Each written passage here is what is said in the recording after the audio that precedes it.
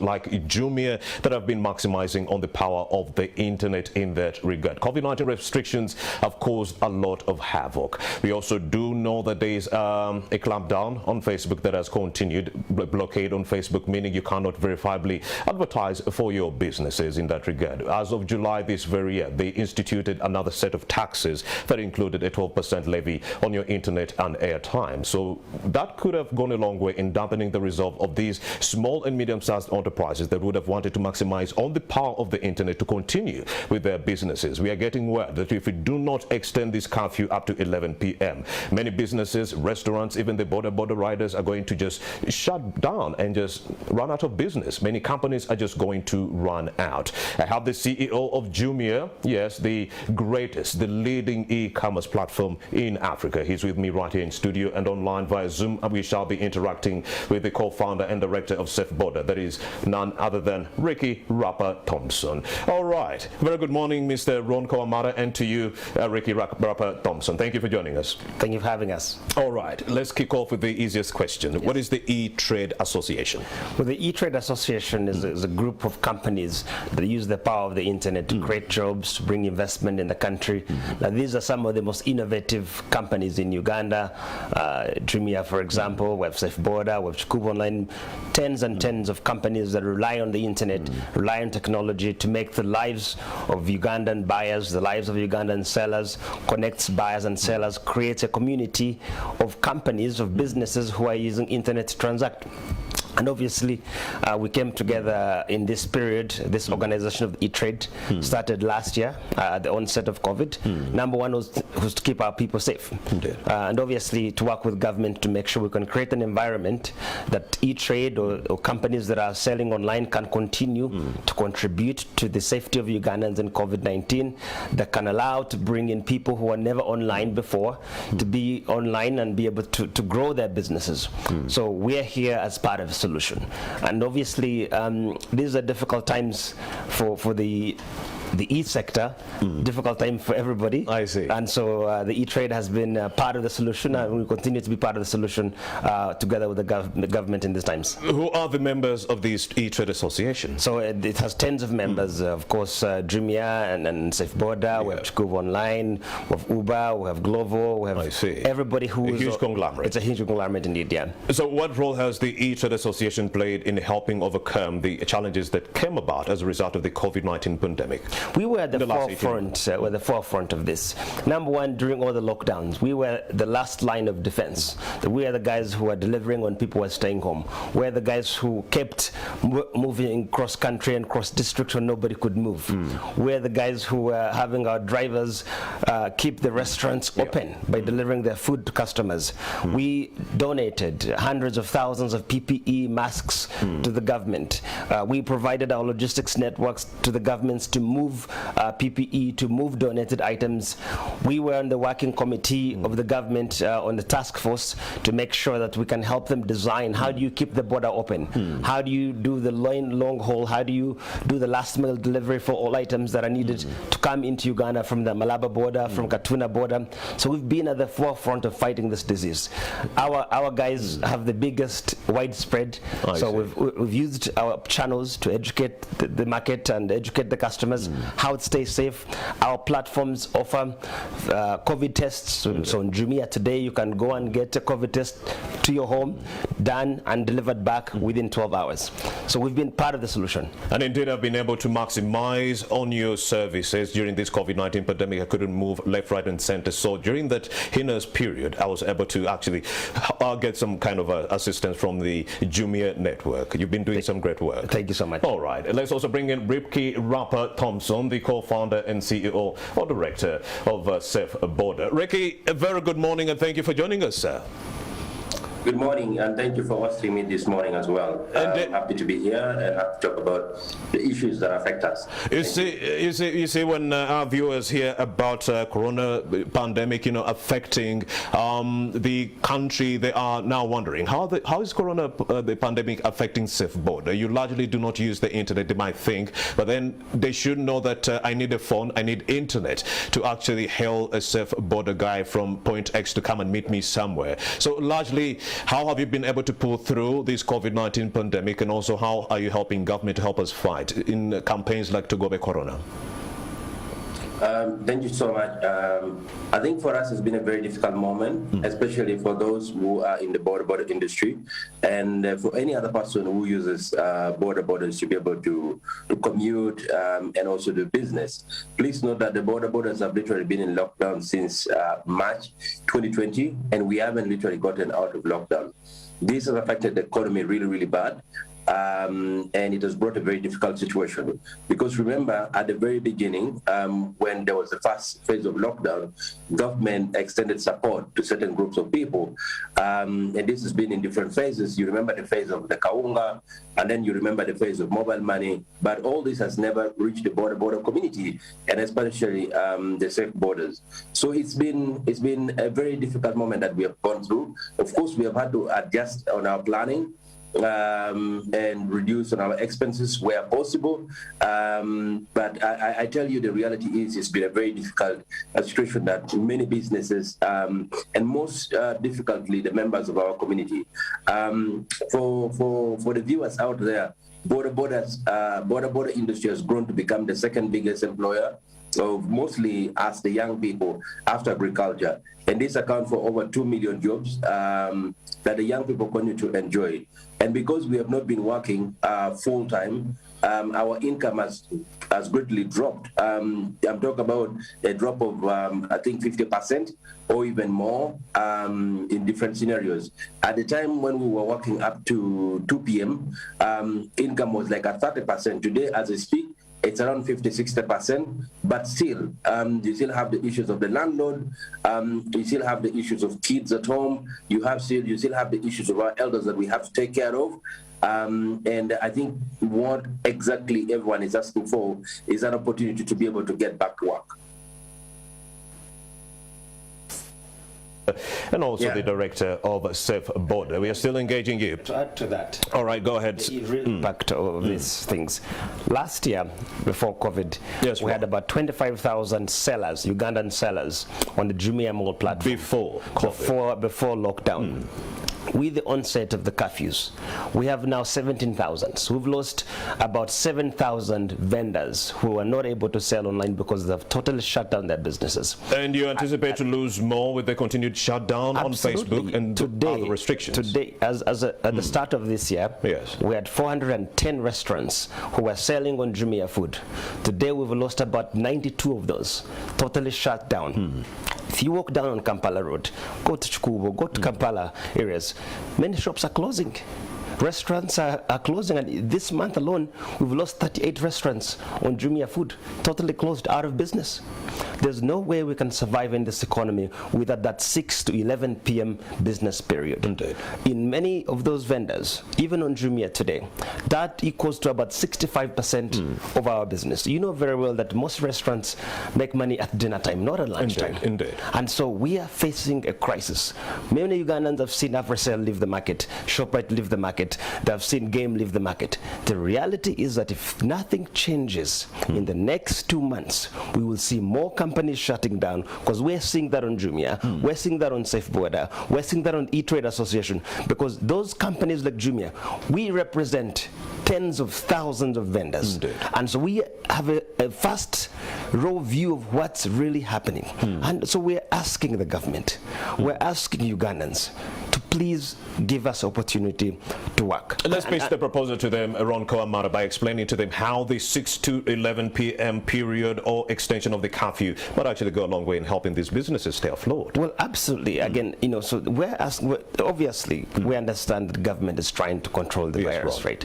But also, the pain that causes can sometimes be unproportional to what you're trying to achieve. I see. By extending from 6 to 11 p.m., you're still able to restrict movement at night. But we're saying, at least you give people a chance to be able to work, be able to close, be able to get home.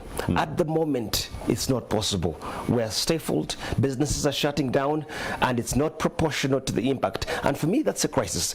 The crisis is the fact that we're not dealing with that economic issue. Indeed. Rather than, for example, yesterday, the crisis meeting we had between the MPs and the president, talking about bail. Let's talk about how do we distribute the Pfizer vaccine in areas like Mbarara, in Gulu, so that where there's refrigeration. How do we get refrigeration in those areas urgently to get the shots in the arms of Ugandans so we can open up the country? Bail can be discussed next year, the year after that, but we have a crisis, an economic crisis, where businesses are closing down, companies are leaving Uganda. If nothing changes, we'll be on a spiral to crisis. Ron Kawamara, I hate to be the bearer of bad news, but as of July, this very government instituted a new set of taxes that includes the 12% levy on our internet data and airtime. Don't you think such resolutions or measures coming in from government will go a long way in killing the e-commerce world? Let me tell you, this crisis of COVID has been tough. Indeed. But that's a natural calamity. We can accept that. But when all the progress we've made in the last 9 years in Uganda, that Jumia has invested to grow this market online, that Safe Border has done, to be blocked out and reversed because of taxes, 12% tax on internet, and then you block Facebook, for example, whereby most of our customers come through Facebook, through the ads that we do. Today, as a business, you cannot do a Facebook ad because if you use a VPN, your card is going to be blocked. I see. To pay for the ad. Now, it's more expensive for your customers to find us online. Many customers have stopped using the internet. Last year, we had 12 million Ugandans who were on Facebook. This year, we have 7.5 million Ugandans who can access Facebook. So the reach has gone down. So for small boutiques, small shops, saloons, for people who use Facebook to advertise and sell, they're hit the hardest. So we're not helping the e-commerce world grow. And we as a private sector, we as Jumia, we as Safe Border and other members of the E-Trade have worked so hard to grow this business, have worked so hard to grow the E-Trade, to invest in young people, to create employment, to be able to give sellers a chance to reach more customers. And all we're saying is, at the very least, do no harm to that progress we've made. Do no harm. Give us a playing field, a level playing field whereby we know that our customers can reach us without paying extra money. We don't have to leave Facebook to advertise and lose out on the reach of Facebook. So we ask government, politics have ended, elections ended. Please allow Facebook back on without using VPN. Allow us to advertise on Facebook. Allow us to work until 11 p.m. Reduce the taxes on the internet, because that's an enabler for e-commerce. It's an enabler for innovation. It's an enabler for young people who have no other options but to turn on the internet. The vendors who cannot open their shops now using the internet. In a crisis that requires internet to be the enabler, we need government to give us a chance to work. And a plea that has verifiably been received by the president of this country, Yoweri Kaguta Museveni, who is watching Morning at NTV. Good morning to you, sir. Let's bring in Ricky Rapper-Thompson. He is the co-founder and also the CEO of Safe Border. More bad news for you, Mr. Ricky Rapper-Thompson. The government, courtesy of KCA, are actually thinking about banning borders from the Central Business District. What do you think of this development? I mean, this is one of the manifestations of the disconnection between the government and the people.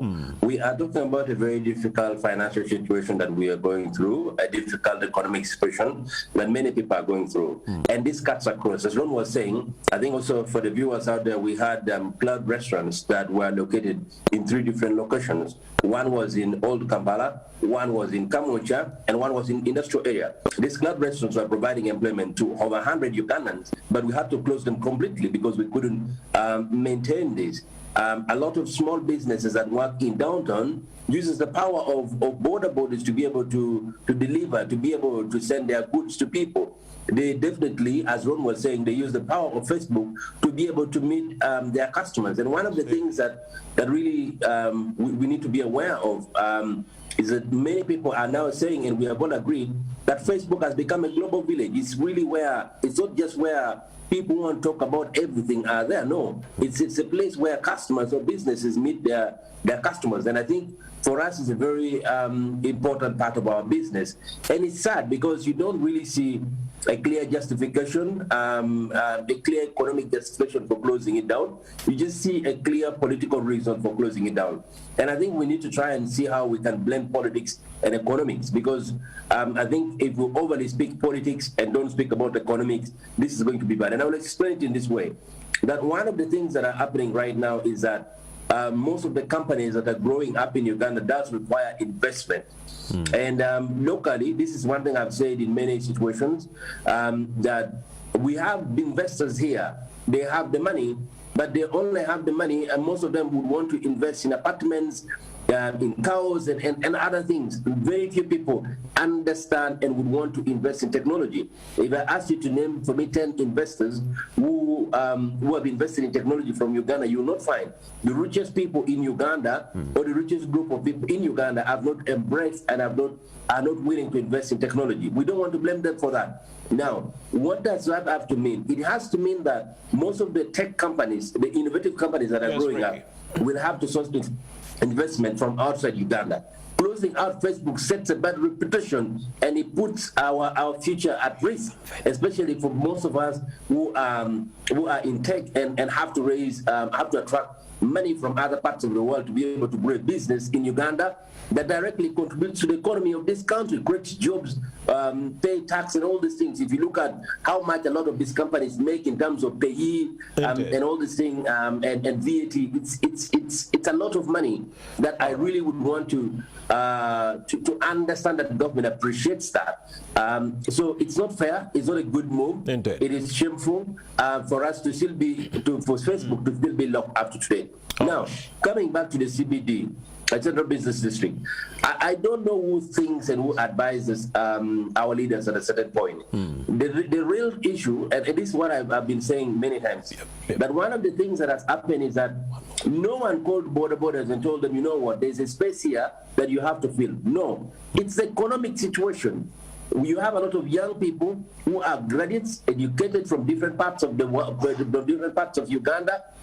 Yeah, but they don't have jobs. They don't have where to go. And there is this space that they feel they can make best use of. And you have so many people who want to move because there's a lot of traffic, but they also don't have a better option. And that's how the border came into space.